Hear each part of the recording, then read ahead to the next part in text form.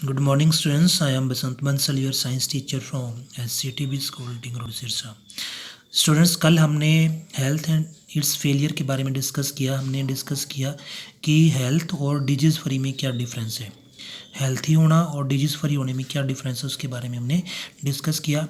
आज का हमारा टॉपिक है डिजीज़ एंड इट्स कोज, कि बीमारी क्या होती है और उसके क्या कारण होती है। What is disease? The term disease means disease or without ease or discomfort। पहले हम जानते हैं कि ईज़ क्या होता है। ईज़ का मतलब होता है आराम, कि वह कंडीशन जिसमें हम आराम महसूस नहीं करते, हमारी बॉडी के अंदर आराम नहीं होता, यानी कि हम असुविधा महसूस करते हैं, उस कंडीशन को क्या बोलते हैं, उस टर्म को क्या बोलते हैं, डिजीज़। अब इसके डेफिनेशन हम पढ़ेंगे। Disease can be defined as impairment malfunctioning of the normal state of the living organism that disturbs or modifies the performance of the vital function। यानी कि डिजीज़ क्या होती है, एक ऐसी कंडीशन होती है लिविंग ऑर्गेनिज्म की जिसमें लिविंग ऑर्गेनिज्म के जो नॉर्मल स्टेट है वो क्या होती है, इफेक्टेड होती है। यानी कि जो विटल फंक्शन होते हैं बॉडी के वो प्रॉपर वे में परफॉर्म नहीं हो पाते। जैसे कल हमने डिस्कस किया कि हार्ट क्या करता है, पूरी बॉडी में ब्लड का सर्कुलेशन करता है, ब्लड को पंप करता है। अगर हार्ट प्रॉपर वे में ब्लड का सर्कुलेशन ना कर पाए, इट मीन्स कि हम बीमार हैं। इसी प्रकार जैसे किडनी है, वो क्या करती है, ब्लड को फिल्टर करने का काम करती है। अगर प्रॉपर फिल्टर ना कर पाए, इट मीन्स कि हम बीमार हैं। यानी कि कोई भी जो विटल ऑर्गन है, अगर वो प्रॉपर फंक्शन नहीं कर पाता, उसका जो फंक्शन है वो इम्प्रॉपर होता है, उस केस को हम क्या बोलते हैं, डिजीज़। उसके बाद है सोर्सेज ऑफ डिजीज़, कि बीमारी के क्या कारण हैं। Human health is affected by various factors. These factors are of following types. Human का जो स्वास्थ्य होता है, ह्यूमन की जो हेल्थ होती है, वो कई कारणों से प्रभावित होती है। कई फैक्टर्स होते हैं जो ह्यूमन बीइंग की हेल्थ को इफ़ेक्ट करते हैं। उनमें से कुछ कारण नीचे दिए गए हैं। फर्स्ट है इंट्रिंसिक और इंटरनल फैक्टर्स। इंटरनल का मतलब अंदर से, यानी कि बीमारी के वो कारण जो हमारी बॉडी के अंदर प्रेजेंट होते हैं, हमारी बॉडी के अंदर से होते हैं, उन्हें हम क्या बोलते हैं, इंटरनल फैक्टर्स। क्या क्या हो सकते हैं इंटरनल फैक्टर्स? जैसे कि जेनेटिक डिसऑर्डर, यानी कि जो पेरेंट्स से डिसऑर्डर आते हैं यंग वन में, उनको हम क्या बोलते हैं, जेनेटिक डिसऑर्डर। या हमारे जो बॉडी के पार्ट्स है, जैसे हार्ट, किडनी, लंग्स, उनका प्रॉपर वे में वर्क ना कर पाना, यानी कि उनका इम्प्रॉपर फंक्शन हो जाना, उनको हम क्या बोलते हैं, इंट्रिंसिक फैक्टर। और क्या हो सकता है, हार्मोनल इम्बैलेंस, कि हमारी बॉडी के अंदर जो हार्मोन्स होते हैं वो प्रॉपर वे में सिक्रीट ना हो, या तो कम मात्रा में सिक्रीट हो या फिर ज़्यादा मात्रा के अंदर, तो उससे भी क्या होता है, हम बीमार होंगे। और नेक्स्ट क्या हो सकता है, जो हमारा इम्यून सिस्टम है, इम्यून सिस्टम जो होता है हमारा, उसका प्रॉपर वे में वर्क ना कर पाना। क्योंकि आपको पता है कि इम्यून सिस्टम क्या करता है, हमें बीमारियों से लड़ने में हेल्प करता है।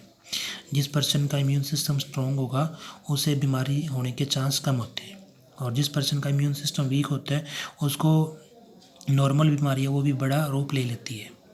यानी कि अगर किसी पर्सन का इम्यून सिस्टम कमज़ोर है तो वो बीमारी के चपेट में जल्दी आता है। नेक्स्ट है एक्सट्रिंसिक और एक्सटर्नल फैक्टर्स, यानी कि एक ऐसे बीमारी के फैक्टर, बीमारी के जो कारण होते हैं वो बॉडी के अंदर नहीं होते, वो क्या आते हैं, बाहर से आते हैं। जो बीमारी के फैक्टर्स होते हैं वो क्या आते हैं, बाहर इन्वायरमेंट में प्रेजेंट होते हैं, उससे वो बॉडी के अंदर एंटर करते हैं। मतलब बाहर के फैक्टर के कारण जो बीमारी होती है उसको क्या बोलते हैं, एक्सटर्नल फैक्टर्स। इसमें क्या हो सकता है, जैसे कि इनबैलेंस्ड डाइट। हमें पता है कि प्रॉपर फंक्शनिंग के लिए हमें बैलेंस डाइट की आवश्यकता होती है।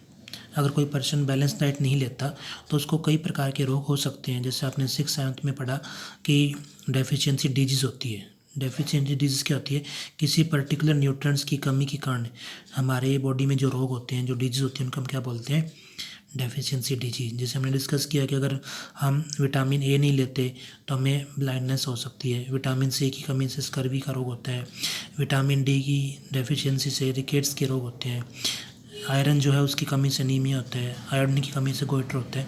तो ये सारे क्या होते हैं, मतलब अगर हम बैलेंस डाइट ना लें, ये क्या आपका एक्सटर्नल फैक्टर। इसी प्रकार किसी भी पैथोजन का बॉडी के अंदर एंटर करना, पैथोजेंस क्या होते हैं?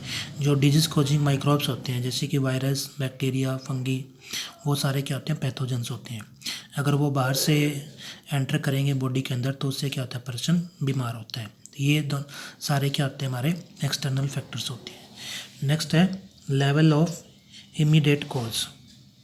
इमीडिएट का मतलब उसी वक्त पर, उसी समय कि बीमारी का कारण क्या है।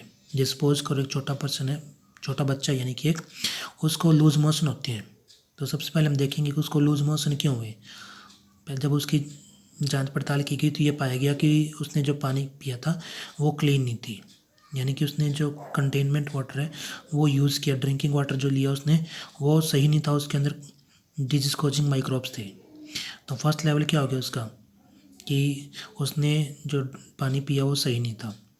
फिर क्वेश्चन आता है कि उसने पानी पिया तो उसको ही वो बीमारी क्यों हुई? पानी तो और बच्चों ने भी पिया, उनको वो बीमारी क्यों नहीं हुई? फिर ये पाया गया कि उसको प्रॉपर न्यूट्रिएंट्स नहीं मिल पाते, यानी कि उसकी जो डाइट है वो बैलेंस डाइट नहीं है। उसका इम्यून सिस्टम क्या है? कमज़ोर है।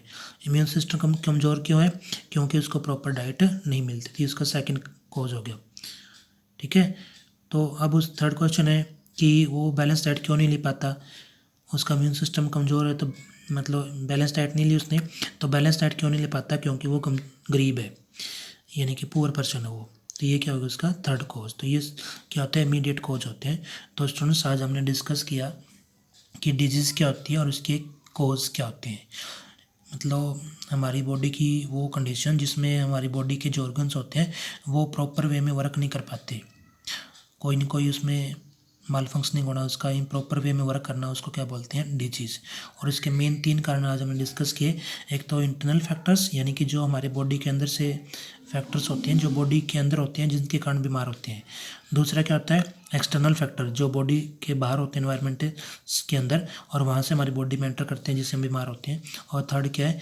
Level of immediate cause. Thank you.